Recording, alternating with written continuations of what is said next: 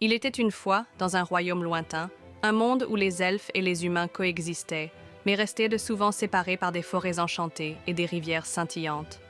Dans ce monde, une douce elfe nommée Elara attendait un enfant, un bébé qui serait unique, mi-elfe, mi-humain. Son cœur était rempli d'espoir et de joie, car elle savait que cet enfant symboliserait l'union des deux mondes.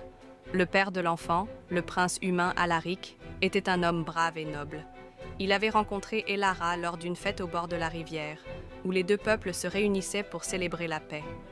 Leur amour avait fleuri malgré les préjugés, et ils avaient décidé de fonder une famille.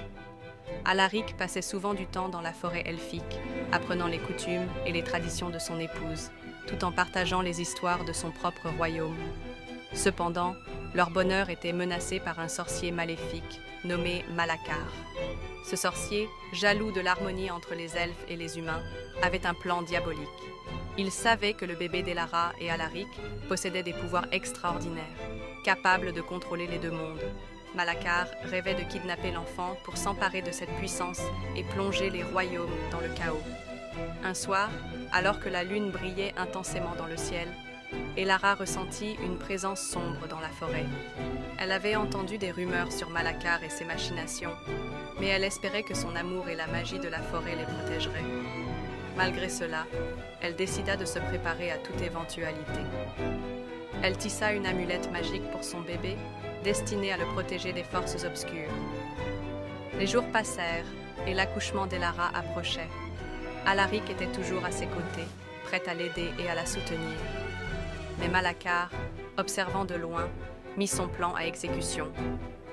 Une nuit, alors qu'Elara était plongée dans un sommeil profond, le sorcier s'introduisit dans leur maison en utilisant des sorts de dissimulation. Il lança un sort pour endormir Alaric et s'empara du bébé, prêt à s'échapper dans les ombres.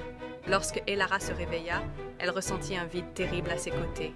Son cœur se mit à battre la chamade alors qu'elle réalisait que son enfant avait disparu. Elle courut vers Alaric, qui se réveilla en sursaut, confus et inquiet.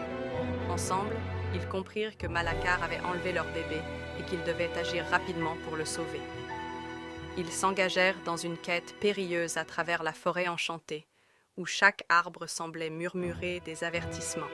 Ils rencontrèrent des créatures magiques, des fées et des animaux parlants qui leur offrirent leur aide. Un sage hibou leur révéla que Malacar avait établi son repère dans une montagne maudite, protégée par des illusions et des pièges mortels. Avec courage, Elara et Alaric poursuivirent leur chemin, utilisant l'amour et la magie qu'ils avaient cultivés ensemble pour surmonter l'obstacle.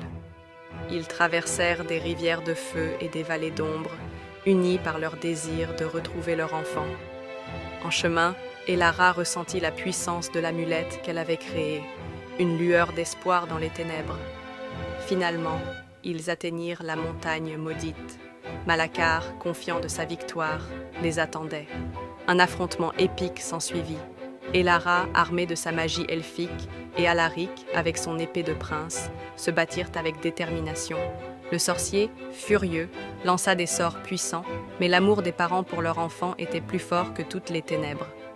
Dans un dernier acte de bravoure, Elara utilisa l'amulette pour créer un champ de protection autour d'eux.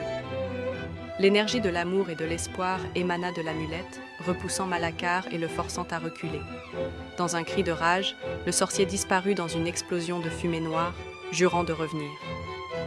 Elara et Alaric se précipitèrent vers leur bébé, qui dormait paisiblement dans un berceau de fleurs magiques. Ils le prirent dans leurs bras, les larmes aux yeux, reconnaissant que leur amour avait triomphé